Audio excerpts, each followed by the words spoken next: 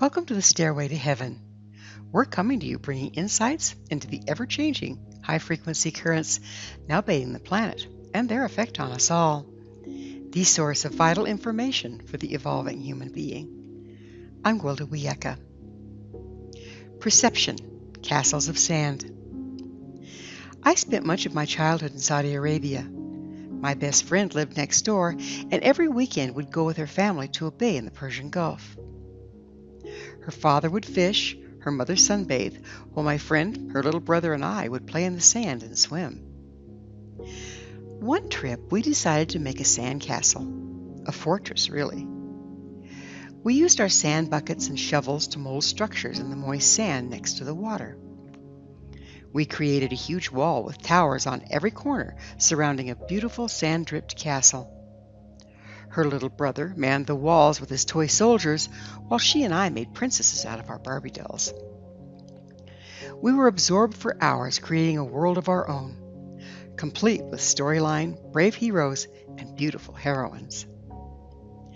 Finally, as the day wore on, it became too hot in the Arabian sun, so the three of us went for a swim and played in the surf. As evening came and we cooled off, we were compelled to return to our magnificent castle, only to find the tide had come in and washed everything away. Nothing was left of our wonderful medieval world but a ripple in the sand on the beach. Even the soldiers and dolls were gone, victims of a relentless, unstoppable tide. Just so, our collective tide is coming, in the form of waves of frequency, washing away all our constructs, leaving seeming devastation in its wake. We're like children, returning to play in a world that no longer exists, with nothing but vast expanses of sand to take its place. Yet, truth be told, it was always just sand, molded by our imaginations into a fanciful world. That world, like all things, is subject to the laws of nature, one of constant change, no matter how we might wish it otherwise. In prior Stairway to Heaven episodes, we've examined the evolving and devolving nature of truth that presents dependent upon the frequency or light available.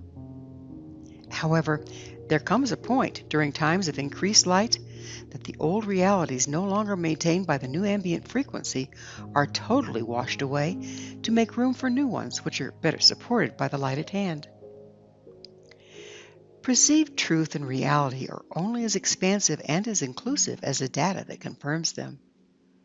The washing away of one reality and entering the new changes our perceptions and ability to access data.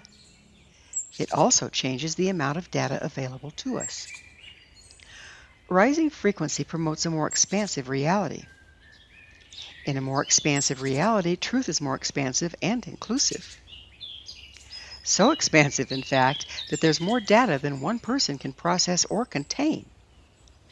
Like the trillion grains of sand on the beach of my childhood, we must perceive it as a beach as we're unable to take in the totality of each of its parts. Yet, much like the atoms making up physical matter, without the grains of sand, the beach would not exist. The beach is simply a holographical representation manufactured by our mind, enabling us to perceive the totality without getting lost in the overwhelming details. It's impossible for one person to interpret and categorize uncountable numbers of unique grains of sand. We may mold the sand this way or that, call it by one name or another, but the fact remains it's the trillions of individual grains of sand that will eventually shift and change according to nature's dictates, not our own. The challenge is embracing the portion of perceived truth and reality appropriate to our purpose, intent, level of processing, with the understanding that it's only a portion of the reality we have created, not the whole enchilada. Purpose and intent are key, as without them we're left floundering in seas of infinite possibility, without the substance to draw together that which we desire to create and experience. As our perceptions expand, so do the possibilities. Envision, if you will, a group of people huddled around a candle in the middle of a darkened gymnasium. They can only perceive as far as the light of the candle reaches.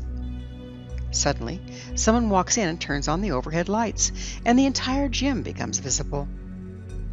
As the lights come on, flooding all the heretofore unseen spaces, an entirely different reality is exposed. Instead of a small, finite circle, we find ourselves in a huge space with bleachers, a stage, and multiple doors, hinting at an entirely different world on the other side. This sudden expansion of perception and reality is what we're now experiencing on many levels.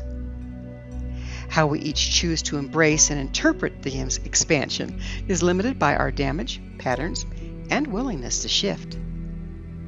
Naturally, this has each of us experiencing the changes on a different level according to our gifts and our limitations. One sign of this expansion is a slow realization that we've been taking facts and using them to draw limited conclusions, if not totally erroneous ones. The facts may indeed be true, but through limited perceptions and the use of giant leaps of illogic to fill in the blanks, we end up embracing a total falsehood. Now we see that instead of a grand council surrounded by the great void, contemplating the universe, we're but a small group sitting on the floor huddled around a candle. Furthermore, we're in the middle of a vast gymnasium containing multiple doorways into other worlds. Some will take to this devastating realization more readily than others. Many prefer seeing themselves as a big fish in a small pond holding all the answers. Better to deny what's right before them than reevaluate their status and importance in the larger scheme of things. No one holds all the answers, though we may have embraced that illusion at one time. As frequency rises, it's becoming increasingly apparent that reality is way too expansive to be received or contained by a single individual. Only by letting go of our old concepts, opening to new data, and combining our perceptions can a larger perception of reality be accessed. It only makes sense that if perceived truth and reality are only as expansive and inclusive as the data that confirms them, it would prove extremely beneficial to have all the data we can access. Increasingly, through cooperating with others and diligently processing our resistance to do so, we have the opportunity to enter into unity consciousness and the unified field. The quality and quantity of data is unlimited in the unified field, restricted only by our level of awareness and ability to contain it. The more of us working together participating in unified consciousness, the larger our combined perception and capacity for containment. However, there is a price of entry. We must sacrifice our ego, self-image, and separatism, our delusions of grandeur, and enter the childlike wonder of not knowing. Only through innocence and selfless collaboration can a greater truth be unveiled, providing more raw material for us to build even greater things better suited to the new ambient frequency at hand. This approach is not well received by everyone. There are many individuals and systems that made exploitive use of the murky recesses in between facts throughout the Dark Ages. They created a lucrative practice in painting a self-serving reality on the blank areas by lying with the truth. The facts were true, but the devil was in the dark spaces in between. Wars are now being waged to maintain control of a rapidly failing, distorted reality rather than embrace expansive truth. As more light becomes available, monopolies are being shaken at their foundations, and those at the top are pulling out all the stops to maintain control. However, we're not without resources in this little coup. The more expansive and accurate our perceptions as individuals and as a group, the fewer gaps in the data and the less exploitable we become. There are some systems that are adjusting to the expansive information, improving and evolving with the times. Entire corporations are embracing a new, unified, more sustainable, heart-centered approach to the great benefit of all concerned. So, how is all of this impacting us on an individual level? We may be finding that things we've believed all our lives about ourselves, each other, or life itself are being exposed as only partial truths, if not outright falsehoods. We may discover our perceptions have been manipulated by others using incomplete data, encouraging us to draw erroneous conclusions. Memories may be surfacing from our childhoods that, when added to the equation, paint a different picture than the ones we've always held. We may start to recognize we too have been exploiting the shadows for personal gain, lying with the truth to mislead ourselves and those around us. We can start to uncover the genetic influences and programming that have impacted our belief systems, worldviews, and our lives. All these realizations can be devastating. It's never pleasant seeing ourselves and the world in such a harsh light. The first reaction may be to attempt to shove the new information back into the shadows of our denial and maintain the status quo. We may be tempted to polarize against any data or input that challenges our current perceptions and resulting beliefs.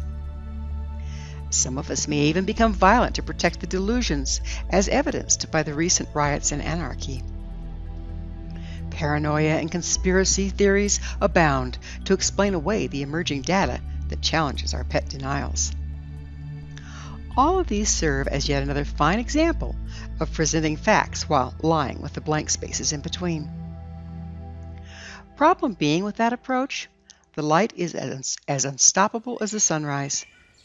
Soon, the shadows we have drawn around ourselves, like tattered cloaks, are destined to disappear altogether, leaving us exposed. Should we choose to embrace change, face our denials, and use the information now available to evolve, we can pass through the gates into the unified field and the wisdom to be found therein.